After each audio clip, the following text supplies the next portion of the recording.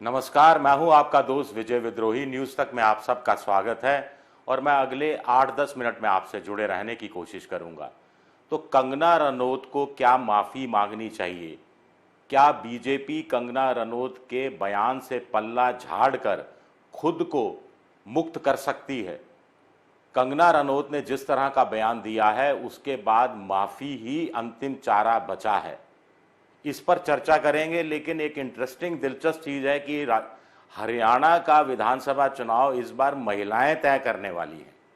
4 महिलाएं हैं कुल मिलाकर जिनके हाथ में हरियाणा की वोटरों की कुंजी है। 4 महिलाएं तय करेंगी हरियाणा में कि किसकी सरकार बनेगी और कौन मुख्यमंत्री बनेगा। बीजेपी खेमे की बात करें तो 2 महिलाएं बीजेपी को भारी भरकम नुकसान पहुंचा सकती हैं। एक है कंगना रनौत, दूसरी है विनेश फोगाट। कांग्रेस खेमे को भी 2 महिलाएं नुकसान पहुंचाने का गुंजाइश रखती हैं, उस पर बाद में बात करेंगे।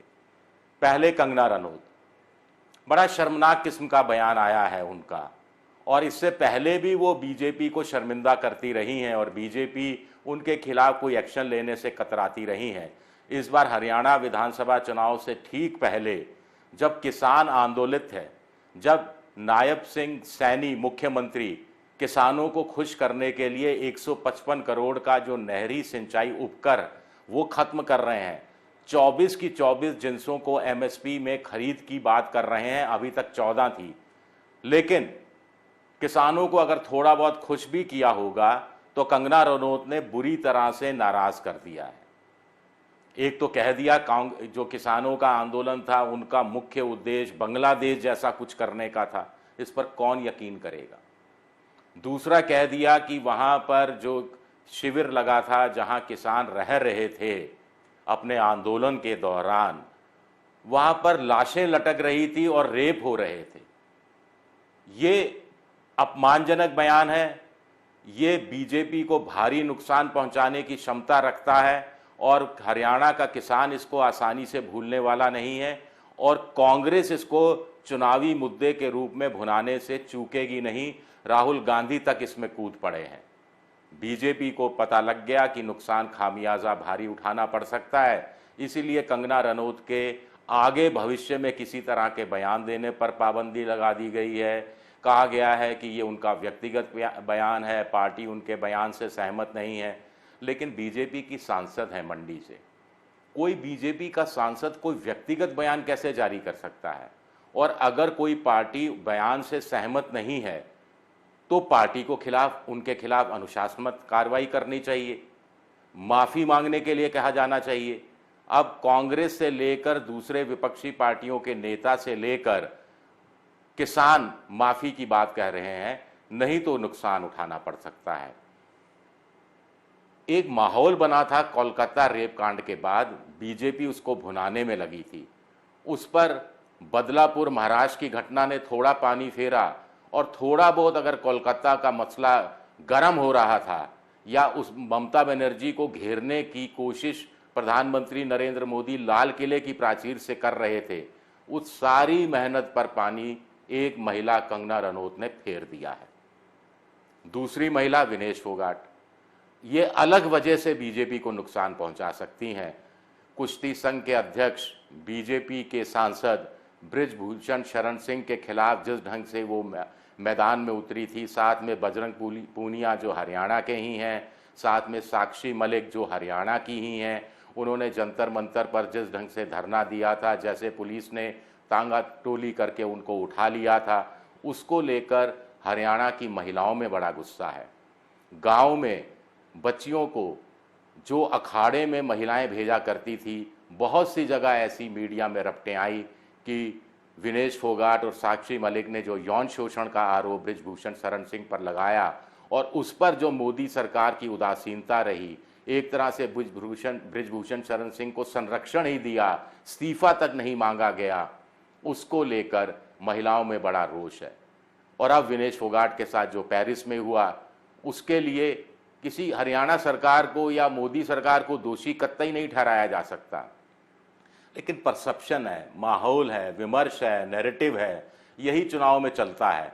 और परसेप्शन ऐसा बन गया है कि बीजेपी ने हरवा दिया। बीजेपी नहीं चाहती थी कि हरियाणा की एक लड़की सोना या चांदी जीत कर आए। जिस ढंग से एयरपोर्ट पर स्वागत होता है, जिस ढंग से दीपेंद्र हुड्डा स्वागत में शामिल होते हैं और चरखी दादरी का रास्ता करीब 90 किलोमीटर का 7 घंटे में पूरा होता है, उससे साफ है कि विनेश फोगाट एक माहौल कांग्रेस के पक्ष में बना सकती हैं और उससे ज़्यादा बीजेपी के खिलाफ बना सकती हैं। और उन्होंने हार नहीं मानी। उनका ये कहना है कि अभी तो लड़ाई शुरू हुई है, अभी तो लड़ाई को अंतिम अंजाम तक पहुंचाना बाकी है। तो विनेश फोगाट उस हरियाणा में जो कन्या भ्रूण हत्या के लिए बदनाम रहा है, उस हरियाणा में जहां बेटी बचाओ बेटी पढ़ाओ का अभियान खुद प्रधानमंत्री ने सोनीपत से शुरू किया था और उसके कुछ सकारात्मक नतीजे भी आने दिखने लगे थे, जिसका फायदा बीजेपी को कुछ जगह होता दिख भी रहा था, लेकिन विनेश फोगाट प्रकरण ने उस सारी मेहनत पर भी पानी फेर दिया है। तो बीजेपी खेमे को एक अपनी ही महिला सांसद का डर है और एक विनेश फोगाट का डर है, लेकिन कांग्रेस भी राहत महसूस नहीं कर सकती। किरण चौधरी अपनी बेटी श्रुति चौधरी के साथ वो बीजेपी में शामिल हो गई हैं। कांग्रेस की कद्दावर नेता रही हैं, वो जाट समुदाय से आती हैं।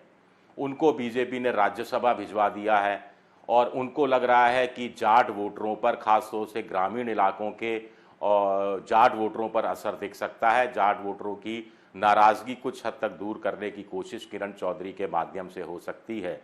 इससे कांग्रेस का खेमे में बेचैनी है, लेकिन इतनी नहीं है, क्योंकि बीजेपी जाट वर्सेस गैर जाट का खेल रचती रही है।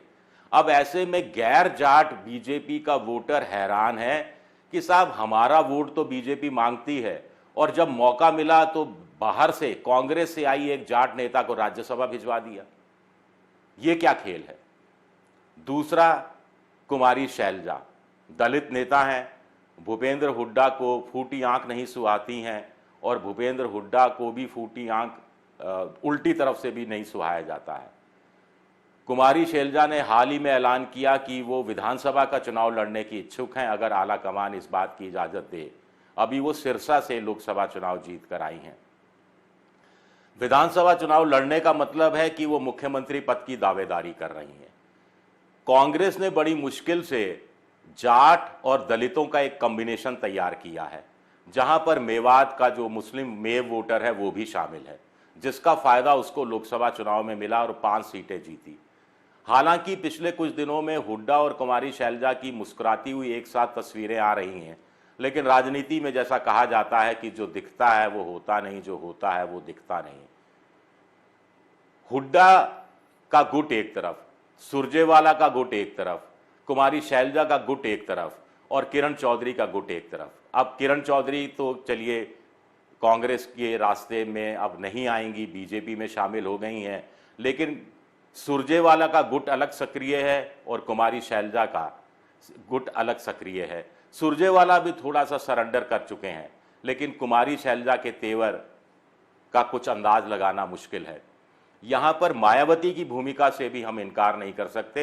हरियाणा में ठीक ठाक जाटों से ज़्यादा जाट 22% हैं और दलित शायद 30, 32, 34% तक दलित वोटर है। और चौटाला के साथ मिलकर मायावती ने एक कॉम्बिनेशन, एक गठबंधन तैयार किया है। कुछ लोग कह रहे हैं इसके पीछे बीजेपी का हाथ है, हमें नहीं मालूम, लेकिन दलित वोटों में सेंधमारी की कोशिश अगर कुछ जगह सफल हुई तो बीजेपी को कुछ जगह इसका फायदा मिल सकता है। तो कुल मिलाकर हरियाणा का विधानसभा चुनाव किस तरह से 4 महिलाओं के इर्द गिर्द घूम रहा है, वो मैंने अपने इस वीडियो के जरिए आपको समझाने की कोशिश की है। शुक्रिया मेरा ये वीडियो देखने के लिए।